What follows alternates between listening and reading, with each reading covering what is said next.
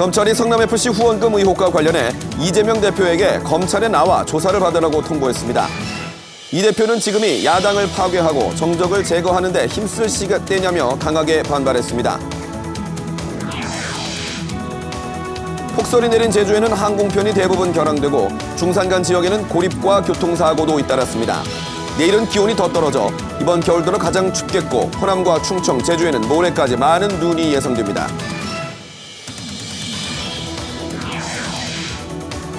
가장 비싼 민자도로인 거가대로의 휴일 통행 요금이 내년부터 20% 할인됩니다. 민간 사업자에게 요금을 올려줘야 하는 마창대교는 경상남도가 재정을 투입해 요금을 동결하기로 했습니다. 선거법 위반 혐의로 재판에 넘겨진 구인모 거창군수가 1심에서 벌금 70만 원을 선고받고 군수직을 유지했습니다. 김부영 창녕군수는 첫 공판에 출석하지 않았고 재판장은 구인영장을 발부하겠다고 경고했습니다.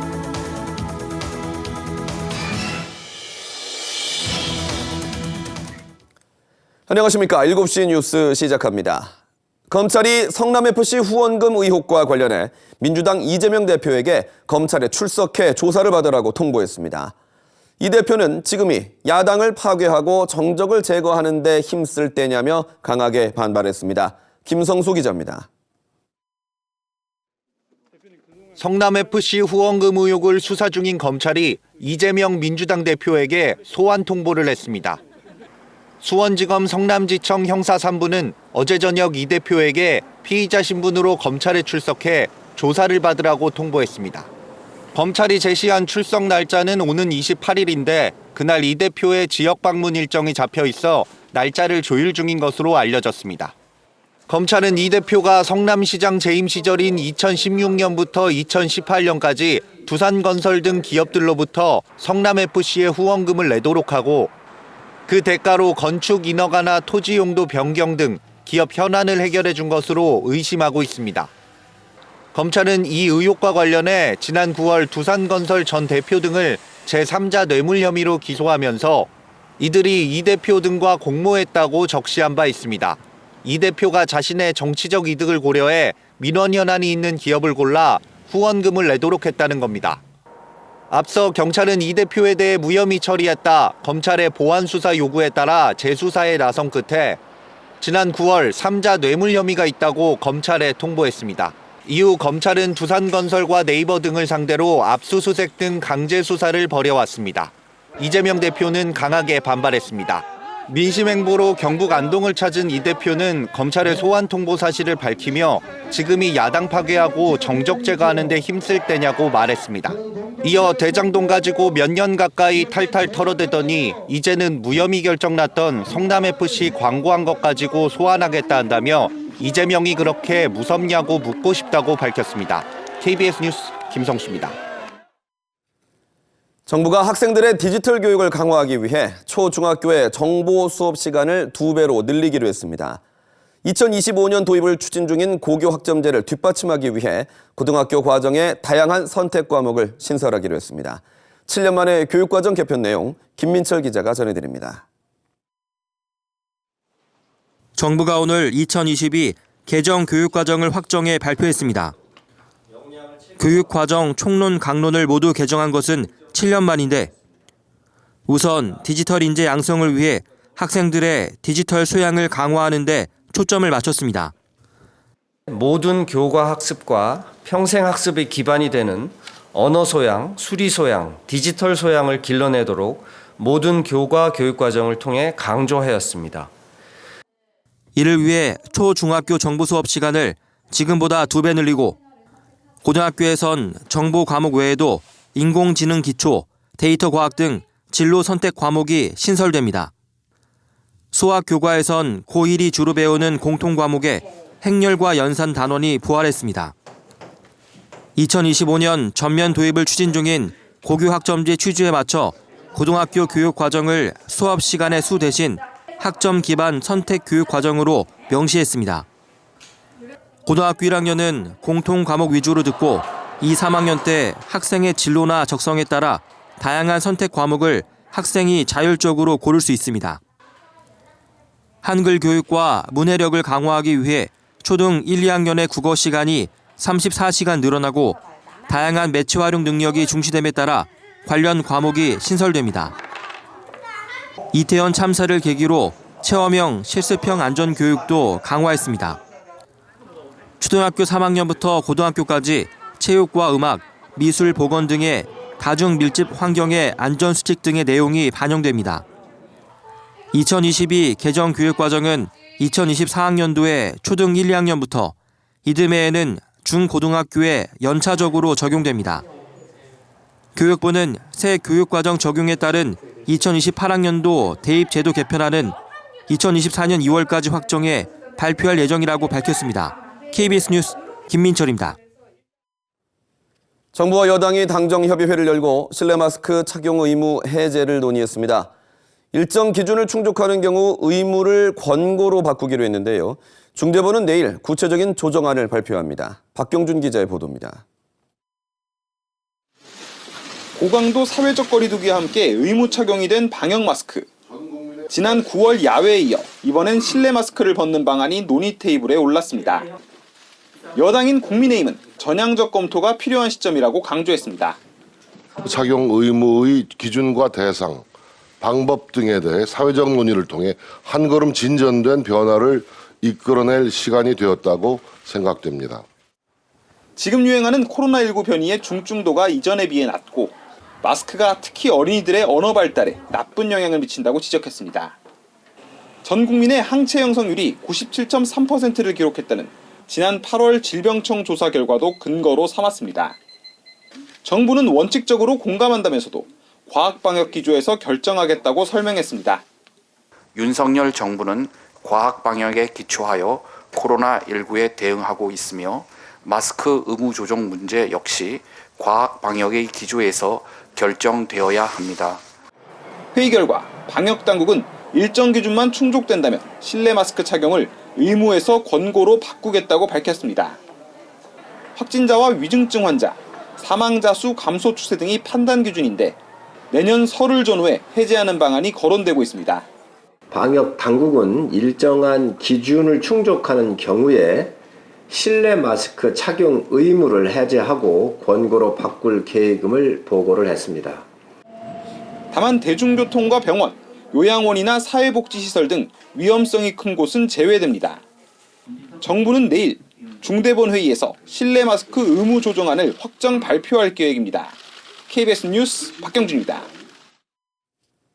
호남과 충청, 제주를 중심으로는 눈이 계속되고 있습니다. 눈이 그친 지역에서는 강력한 한파가 기승인데요. 내일은 기온이 더 떨어지면서 이번 겨울 들어 가장 강력한 한파가 예보돼 있습니다. 김민경 기자의 보도입니다. 추위의 기세가 더 강해졌습니다. 오늘 아침 서울 기온이 영하 8.3도까지 떨어지는 등 전국의 기온이 어제보다 5도에서 10도가량 떨어졌습니다. 한낮에도 기온이 크게 오르지 못하고 대부분 영하권에 머물렀습니다. 내일 아침에는 기온이 더 내려가 이번 겨울 들어 가장 춥겠습니다. 철원의 아침 기온이 영하 19도, 충주 영하 16도, 서울도 영하 14도까지 내려가겠습니다. 북서쪽에서 내려온 찬 공기가 서해상에서 계속 눈구름을 만들어내며 충청과 호남 지방에는 많은 눈이 이어지고 있습니다. 모레까지 예상되는 눈의 양은 제주도 산지에는 최대 50cm 이상, 충남 서해안과 호남 지방은 10에서 최대 30cm, 충남 내륙과 제주도에도 5에서 15cm입니다. 특히 서해안 지역은 이미 많은 눈이 쌓여 있어 비닐하우스 붕괴 등 추가 피해가 우려됩니다. 많은 눈과 비 뒤에 곧바로 한파가 닥치면서 곳곳에 빙판길이 생긴 만큼 자가운전보다는 대중교통을 이용하고 보행 시 미끄럼 사고에도 특별히 조심해야 합니다. 또 계속되는 한파 속에 동파 사고를 막으려면 수도 계량기를 헌옷 등 보온재로 감싸줘야 피해를 막을 수 있습니다. 이번 한파와 폭설은 주말까지 이어질 전망입니다. KBS 뉴스 김민경입니다. 폭설로 사건 사고도 잇따랐습니다. 오늘 오후부터 김해공항에서 제주로 가는 국내선 31편이 결항됐고 제주도 주요 도로는 빙판길로 변해 교통사고가 잇따랐는데요. 한라산 인근에서는 30여 명이 고립됐다가 구조됐습니다. 보도에 문준영 기자입니다. 한라산 국립공원 사무소 화물차에서 노인들이 하나둘 내립니다. 오늘 아침 한라산 영실에 있는 한 기도원에 갔다가 폭설에 고립된 겁니다. 제주와 서귀포시를 잇는 상간도로인 천백도로가 전면 통제되면서 버스 운행이 중단돼 이곳 인근에서만 10여 명이 고립됐습니다. 비슷한 시각 천백도로 휴게소에선 15명이, 충홍각 인근에서도 8명이 고립됐다가 자치경찰단에 구조됐습니다. 차량이 통제되면서 등산객들은 몇 시간을 걸어 시내로 내려와야 했습니다. 지금 폭설로 인해서 차량이랑 그런 게 전면 통제돼가지고 어쩔 수 없이 지금 도보로 내려가는 중입니다. 제주시 조천읍에선 LPG 차량이 눈길에 전복됐고 화물차가 상간으로 미끄러지는 등 경찰에 20여 건, 소방당국에 10여 건의 신고가 각각 접수됐습니다. 오르막길을 오르던 승용차의 앞바퀴가 헛돌고 놀란 운전자가 황급히 방향을 바꾸어 내려갑니다. 도로 한편에선 운전자들이 월동장구를 채우기 급급합니다. 미처 장비를 챙기지 못한 운전자들은 차를 그대로 두고 이동해야 했습니다. 첨단 과학기술단지 인근 도로인데요. 폭설로 오도 가도 못한 차량들이 주차된 채로 도로가에 이렇게 길게 늘어서 있습니다. 제주도 재난안전대책본부는 내일까지 교통피해가 더 늘 것으로 보고 대중교통을 이용해달라고 당부했습니다. 제주도는 내일 출근길 이용객이 많은 버스의 운행을 늘리고 비상 2단계를 발령해 경찰과 해경, 교육청과 한국전력공사 등 관계기관과 24시간 대응에 나서기로 했습니다. KBS 뉴스 문준영입니다. 이렇게 눈이 내리면 강원도 산골은 눈에 파묻히곤 합니다. 행정의 손이 닿지 않는 곳은 주민들이 트랙터 같은 농기계를 끌고 나와 직접 제설 작업에 나서기도 하는데요. 혹시 눈을 치우다 사고가 날 경우 오롯이 개인이 피해를 부담해야 해 주의가 필요합니다. 이현기 기자가 보도합니다. 하얀 눈으로 뒤덮인 강원도 평창의 한 마을입니다.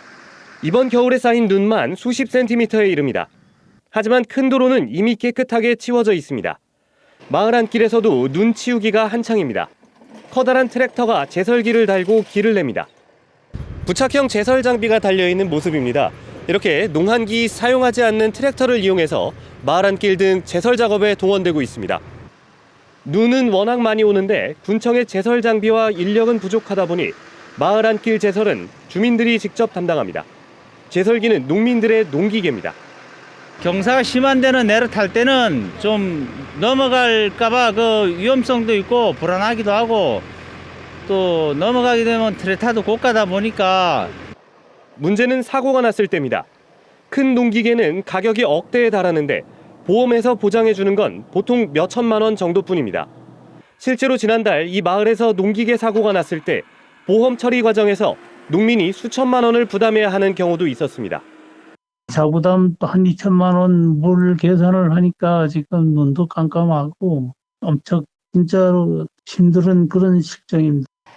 제설은 공익사업인 만큼 부담을 줄여달라고 호소합니다. 제설 작업 하다가도 트랙터가 고장이 나고 사실 이거 뭐 기름값도 안 나오는 그 제설 작업이고 하다 보니까 한 번 고장 나면 기본이 몇백만 원에서 몇천만 원씩 나온다는 거죠. 평창군은 주민들의 제설 작업 사고에 대한 지원 조례 제정을 검토하고 있다고 밝혔습니다. KBS 뉴스 이현기입니다. 국민의힘 경남도당이 이태원 참사 유가족에 대한 막말 파문 관련으로 김민아 창원시 의원 윤리위원회를 다음 주에 열겠다고 밝혔습니다. 국민의힘 경남도당은 오늘 조만간 윤리위원회를 열고 김 의원에 대한 징계 수위 결정에 착수하겠다고 밝혔습니다. 국민의힘 경남도당 윤리위원회는 10명 이내로 외부 인사가 절반 이상 구성돼 있으며 사안의 중대성을 감안해 신속하게 절차를 진행하겠다고 덧붙였습니다. 민자도로인 거가대로나 마창대교를 자주 이용하시는 운전자들에게 반가운 뉴스입니다. 거리당 요금이 가장 비싼 민자도로인 거가대로가 내년부터 토요일이나 일요일 등 휴일에는 요금을 인하합니다. 또 요금 인상이 불가피해 보이던 마창대교는 일단 자치단체 예산을 투입해 요금을 동결하기로 했습니다. 보도에 손원혁 기자입니다. 거가대로 개통으로 거제와 부산은 지리적으로 가까워져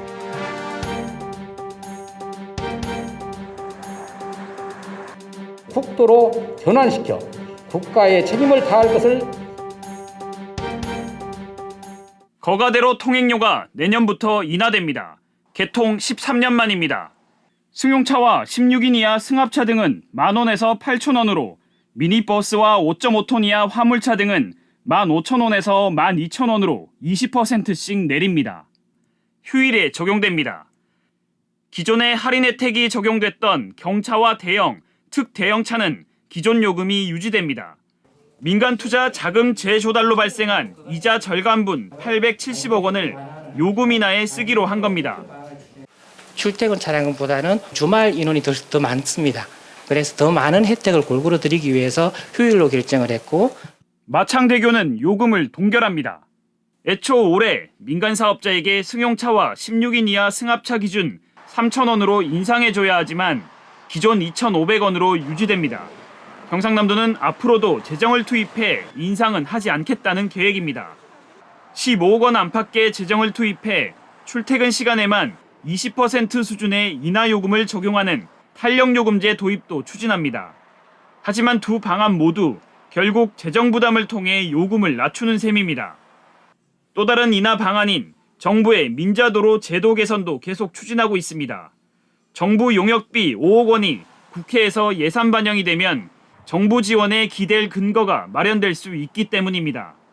통행량 예측 실패로 개통 뒤 민간 사업자에게 지급된 돈은 거가대로 2,300억 원, 마창대교 1,000억 원, 민간 사업자에게 물어주는 재정 부담을 덜 수 있는 근본적인 해결책 도입은 당장 어려울 전망입니다.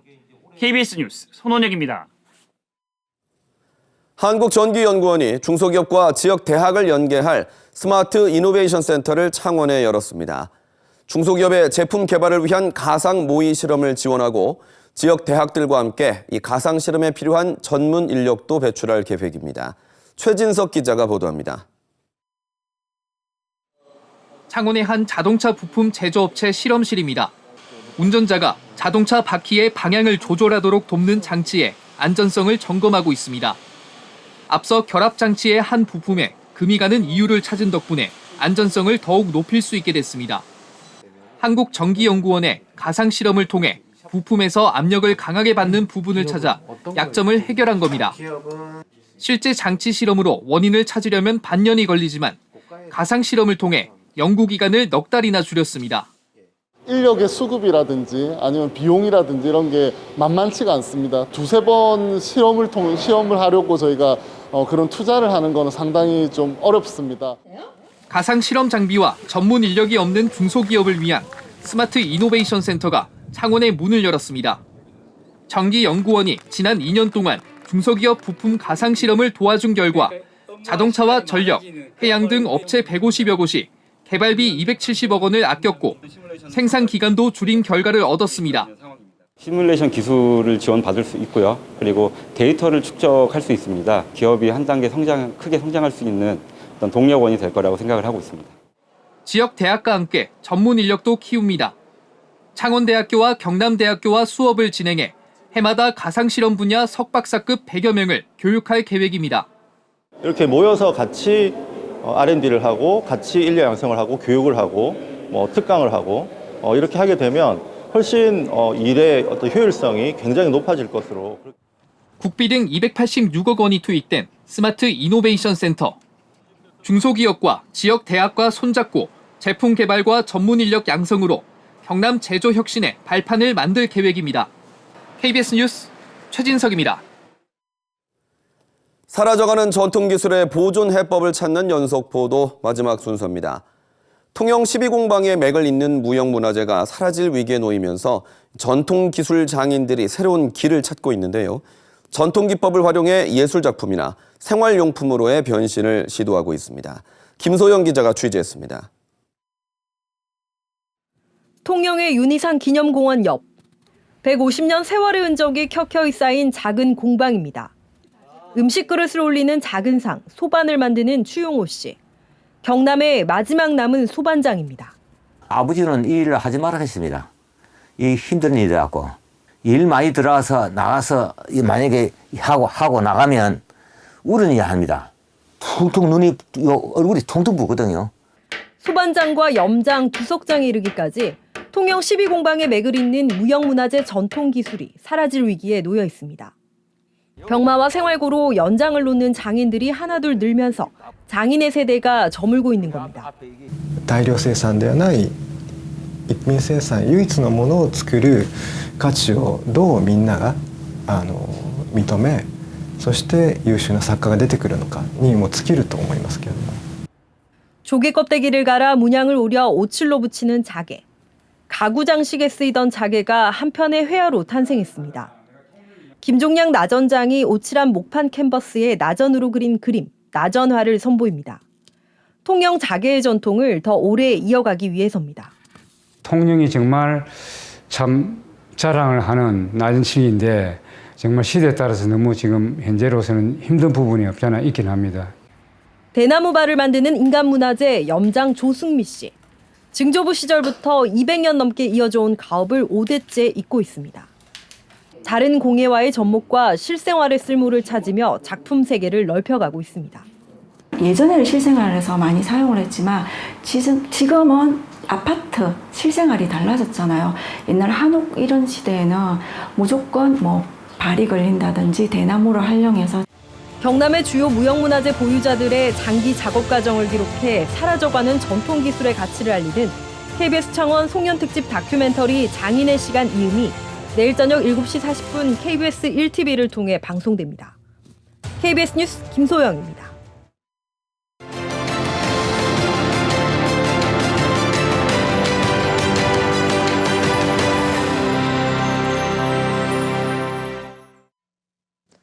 이어서 진주에서 전해드립니다. 선거법 위반 혐의로 재판에 넘겨진 구인모 거창 군수가 1심에서 벌금 70만 원을 선고받고 군수직을 유지했습니다. 첫 공판에 출석하지 않은 김부영 창녕 군수는 재판장으로부터 무단 불출석을 반복하면 구인영장을 발부하겠다는 경고를 받았습니다. 이형관 기자입니다. 공직선거법 위반 혐의로 재판에 넘겨진 경남의 자치단체장 가운데 첫 선고 공판이 열린 구인모 거창 군수. 현직 공무원으로서 선거운동을 할 수 없는데도 6일 지방선거를 앞둔 지난 1월 사회관계망 서비스의 여론조사 결과를 올린 혐의를 받았습니다. 창원지법 거창지원은 오늘 구 군수에게 벌금 70만 원을 선고했습니다. 재판부는 구 군수가 범행 이틀 뒤 선거관리위원회 지적을 받아 게시글을 삭제했고 범행 시점과 선거일 사이 기간 차이가 있어 선거 결과에 큰 영향을 주지 않는 점 등을 참작했다고 판시했습니다. 앞서 검찰은 구 군수에게 당선 무효형인 벌금 150만 원을 구형했습니다. 구 군수는 재판 결과를 받아들여 항소하지 않겠다고 밝혔습니다. 불미스러운 일로 해서 우리 거창 국민들과 향후님들께 큰 걱정을 끼쳐드려서 죄송을 합니다. 재판 결과를 겸허히 받아들이고 선거법 위반 혐의로 기소된 김부영 창녕 군수에 대한 첫 공판은 김 군수의 무단 불출석으로 공판 준비 기일로 변경돼 진행됐습니다. 재판부는 김 군수의 무단 불출석이 반복되면 구인영장을 발부하고 도주했다고 생각되면 지명 수배를 내려 구속영장을 발부하겠다고 경고했습니다. 김 군수는 우호협정 체결 10주년을 기념해 어제부터 2박 3일 일정으로 일본 가고시마현 사스마 센다이시를 방문 중입니다. 우호소시 협정을 든지 10주년이 되는 해거든요. 코로나 때로 계속 못 가고 해가지고 10주년에는 좀 서로 은혜를 김 군수는 6일 지방선거를 앞두고 지인을 다른 당 후보로 내세우는 대가로 1억 3천만 원을 제공하는 등 선거인을 매수한 혐의를 받고 있습니다. 김 군수의 첫 공판은 내년 1월 11일로 연기됐습니다. KBS 뉴스 이형관입니다.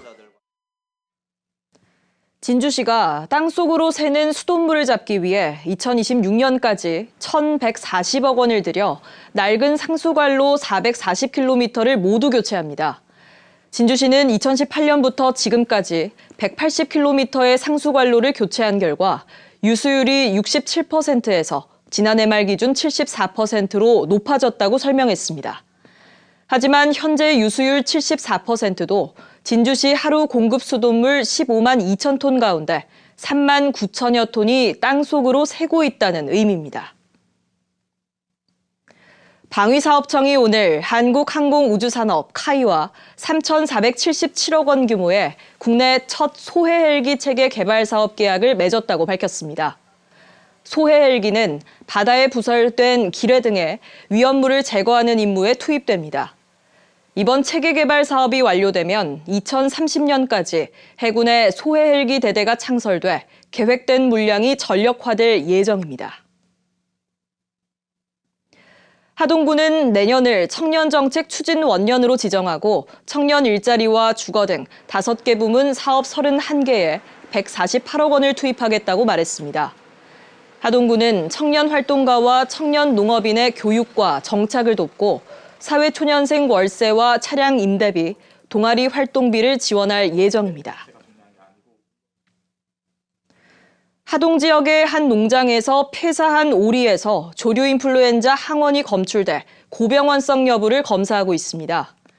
경상남도는 해당 농가 주변 반경 10km 이내인 가금류 341개 농가에서 사육 중인 가축 85만 마리의 이동을 제한하고 통제 초소를 설치했습니다. 이번에 고병원성 조류 인플루엔자로 확진되면 지난 12일 진주의 한 오리 농장에 이어 2번째 농장 발생입니다. 지금까지 진주에서 전해드렸습니다. 한 무인 편의점에서 라면 등을 계속 훔친 범인을 경찰이 잡았습니다. 잡고 보니 생활고에 시달리는 50대 장애인이었는데요. 배가 고파 훔쳤다는 말에 경찰은 붙잡은 범인에게 생필품을 줬고 자치단체도 지원 방안을 찾아 나섰습니다. 정민규 기자가 취재했습니다. 한 여성이 무인 편의점에 놓인 컵라면을 그냥 가져갑니다. 다음 날 새벽 다시 같은 무인 편의점을 찾은 여성, 또 컵라면과 과자 등을 집어갑니다. 이달 초부터 이 여성이 16번에 걸쳐 훔친 물품은 다 해서 8만 원어치입니다. 여성이 편의점에서 훔친 건 이런 라면과 같이 한 개 1,000원 남짓한 먹거리가 대부분이었습니다. 수사에 나선 경찰은 동선을 추적해 인근에 사는 50대 여성을 붙잡았습니다. 고시원에서 살고 있는 이 여성과 60대 남편, 부부 모두가 중증 장애를 앓고 있었습니다. 여성은 경찰 조사에서 배가 고파 범행을 저질렀다고 말했습니다. 딱한 사정을 알게 된 경찰관들은 형사 입건과는 별개로 돈을 모아 부부에게 라면과 마스크 같은 생필품을 전달했습니다. 직접 범인을 만나서 보니까 그 살고 있는 주거지 환경이 너무 열악하고 또 범인이 또 배고프다고 해서 제가 민생고를 해결하기 위해서 우선 물품을 지급하게 됐습니다. 부산시도 부부가 영구 임대 아파트에서 지낼 수 있게 돕고 활동 보조인을 지원하기로 했습니다. KBS 뉴스 정민규입니다. 앞서 생활고에 시달려 저지른 범죄를 보셨지만 올해는 특히 가족이나 이웃을 상대로 한 반인륜적인 범죄들도 잇따랐습니다. 우리 사회 공동체 붕괴를 걱정하는 목소리가 커지고 있습니다. 이어서 김영록 기자의 보도입니다. 엄마의 품에 안겨 응급실로 들어오는 4살 아이. 병원에 도착하기 전에 이미 목숨을 잃었습니다. 부검인은 폭행에 영양결핍 등이 더해져 목숨을 잃은 것으로 보인다는 소견을 냈습니다. 2년 전 아빠의 폭행을 피해 경북 칠곡군에서 부산으로 엄마와 함께 사는 곳을 옮겼지만 이번엔 엄마의 폭행이 이어진 겁니다. 가정폭력의 피해자였던 아이 엄마가 자식을 죽인 가해자가 돼 폭력 피해는 대물림됐습니다. 지난 5월에는 40대 남성이 보험금을 노리고 여동생을 살해한 혐의로 경찰 조사를 받았습니다. 오빠와 여동생이 함께 타고 있던 차량이 바다로 빠졌고 오빠만 목숨을 건졌습니다. 차는 이곳에서 천천히 굴러 바다로 빠져들어갔습니다. 처음엔 운전 미숙으로 알려졌지만 수사 과정에서 보험금을 노린 살인 정황이 드러났습니다. 수사망이 좁혀오던 지난 6월, 경남 김해시의 한 도로에 세워둔 차 안에서 오빠가 숨진 채 발견됐습니다. 또 범행을 도운 혐의로 내연녀는 징역 5년형을 선고받았습니다. 엽기적인 보험 사기는 일가족의 목숨을 모두 앗아가는 비극으로 끝났습니다. 지난 추석 연휴 부산 진구의 한 빌라에서는 40대 엄마와 10대 딸이 숨진 채 발견되기도 했습니다. 사건 초기 극단적 선택 가능성에 무게를 뒀던 경찰은 피해자에게서 약물 성분이 검출되는 등 타살 정황이 드러나자 근처에 살던 이웃 주민을 용의자로 지목하고 수사를 벌여 살인 혐의로 검찰에 구속 송치했습니다. 가족, 이웃을 향한 반인륜적 범죄가 잇따른 한 해, 우리 사회 공동체 붕괴를 걱정하는 목소리가 커지고 있습니다. 유대감이나 이런 것들은 최근에 많이 좀 더 약해지고 있는 상황인데 갈등 상황이 좀 더 지속되거나 좀 더 증폭될 수 있는 환경이 되는 것도 하나의 이유라고 볼 수 있죠. 전문가들은 반인륜적범죄를 막기 위해선 강력한 처벌뿐 아니라 범죄로 내몰리는 취약계층에 대한 사회적 안전망을 함께 강화해 나가야 한다고 강조합니다. KBS 뉴스 김영록입니다. 러시아가 침공한 지 300일 만에 우크라이나 젤렌스키 대통령이 처음으로 미국을 전격 방문해 바이든 미 대통령과 정상회담을 가졌습니다. 젤렌스키 대통령은 이어 미 의회를 찾아 내년이 전쟁의 전환점이 될 것이라며 우크라이나에 대한 초당적 지지를 호소했습니다. 워싱턴에서 김양순 특파원의 보도입니다. 노상 입고 다니던 진한 쑥색 전시복 차림으로 우크라이나 젤렌스키 대통령이 바이든 미 대통령과 만났습니다. 러시아의 침공 이후 300일 만에 첫 해외 방문에 바이든 미 대통령은 약 18억 달러, 우리 돈으로는 2조 4천억 원 규모의 추가 안보 지원을 약속했습니다. We also know that Putin has no intention of stopping this cruel war. And the United States is committed to ensuring that the brave Ukrainian people can continue to defend their country against Russian aggression as long as it takes.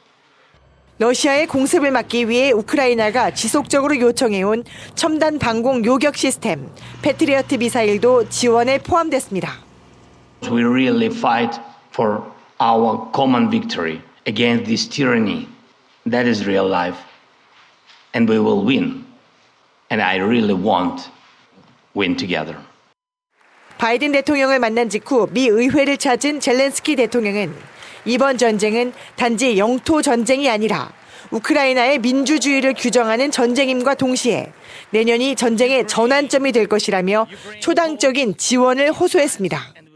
Next year will be a turning point. I know it. The point when Ukrainian courage and American resolve must guarantee the future of our common freedom.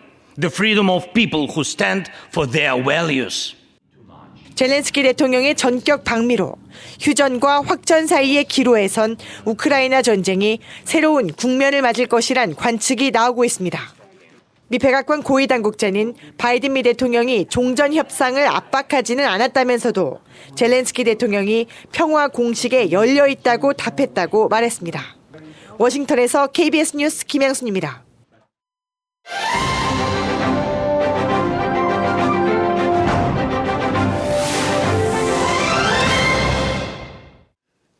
이어서 간추린 경남 소식 전해드립니다. 대통령 소속 국가우주위원회가 경상남도를 우주산업협력지구 위성특화지구로 최종 지정했습니다. 경상남도는 앞서 우주개발진흥실무위원회가 경남을 후보지로 지정한 데 이은 후속으로 최종 지정한 것이라고 설명했습니다. 경남도는 진주와 사천에 걸친 항공국가산업단지를 거점으로 활용해 위성특화지구가 조성되면 4,400억 원의 생산 유발과 2,300명의 고용 유발 효과가 기대된다고 말했습니다. 김해시와 대한교통학회가 주관한 동북아 물류 플랫폼 세미나가 오늘 김해 중소기업 비즈니스센터에서 열렸습니다. 김해시는 이 자리에서 가덕신공항과 진해신항의 물류 배후 도시로 성장하기 위해 김해 화목동과 부산 강서구 지역을 연계 개발해야 한다고 말했습니다. 한편 지역 환경단체는 이번 개발 사업으로 1,300만여 제곱미터 농경지가 사라질 위기에 처했다며 사업 추진에 반발하고 있습니다. 한국은행 경남본부는 내년 설을 앞두고 지역 중소기업들의 특별자금 500억 원을 지원합니다. 대상은 오는 26일부터 내년 1월 20일까지 금융기관이 경남의 중소기업에 대출하는 경영자금입니다. 업체별 지원 규모는 대출액의 50% 안으로 최대 5억 원까지입니다. 창원시의회 더불어민주당 의원들이 어제 시의회 인사검증에서 청문보고서 채택이 불발된 김종애 창원시설공단 이사장 후보에 대해 도덕성과 전문성이 부족한 후보라며 창원시장의 임용에 반대한다고 밝혔습니다. 이들은 또 공정한 인사검증을 위해 산하기관 임원추천위원회 명단 등 필수 자료를 제공하도록 제도를 보완해야 한다고 주장했습니다. 최근 한파로 수온이 급격히 떨어지면서 낙동강에 내려졌던 조류경보가 모두 해제됐습니다. 낙동강유역환경청은 칠서지점 남조류 세포수가 2차례 연속 1,000개 이하로 떨어지면서 지난 6월 발령된 조류경보를 189일 만인 어제 해제했습니다. 역대 가장 긴 196일 동안 조류경보가 이어졌던 물군 매리 구간도 지난 12일 조류 경보가 해제됐습니다. 의령군이 내년부터 농어촌 버스의 요금을 1,000원으로 단일화하기로 했습니다. 의령군은 내년 1월부터 거리에 상관없이 어른 1,000원, 청소년과 어린이는 500원을 내고 농어촌 버스를 타면 된다고 말했습니다. 의령군은 먼 거리를 다니거나 차가 없는 오지에 거주하는 노인 인구를 위해 도입했다고 설명했습니다. 지금까지 간추린 소식 전해드렸습니다.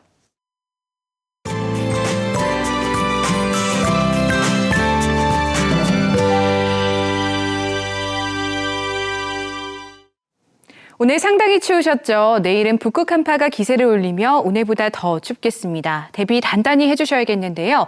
한파주의보가 발효 중인 함양과 합천, 함안은 내일 무려 영하 10도까지 기온이 곤두박질 치겠고요. 대부분 지역 오늘보다도 3에서 8도가량 뚝 떨어지겠습니다. 내일은 바람도 더욱 강해지며 몸으로 와닿는 추위는 더 심하겠습니다. 내일도 대설주의보가 내려진 지역을 포함한 서부 내륙으로는 많은 눈이 예상되고요. 서부 내륙을 제외한 지역으로는 약간의 눈이 날리겠습니다. 조금 더 자세한 내일 기온 살펴볼 텐데요. 동부 지역 내일 대체로 맑거나 구름 많겠고 아침에는 김해가 영하 8도, 창원 영하 7도로 공기가 얼어붙겠습니다. 낮 최고 기온도 0에서 1도 선이 예상됩니다. 내일 산청과 함양 거창은 아침에도 또 한낮에도 영하권을 보이겠습니다. 내일 해상 활동은 피해 주셔야겠습니다. 모든 해상에서 물결이 상당히 높게 일겠고요.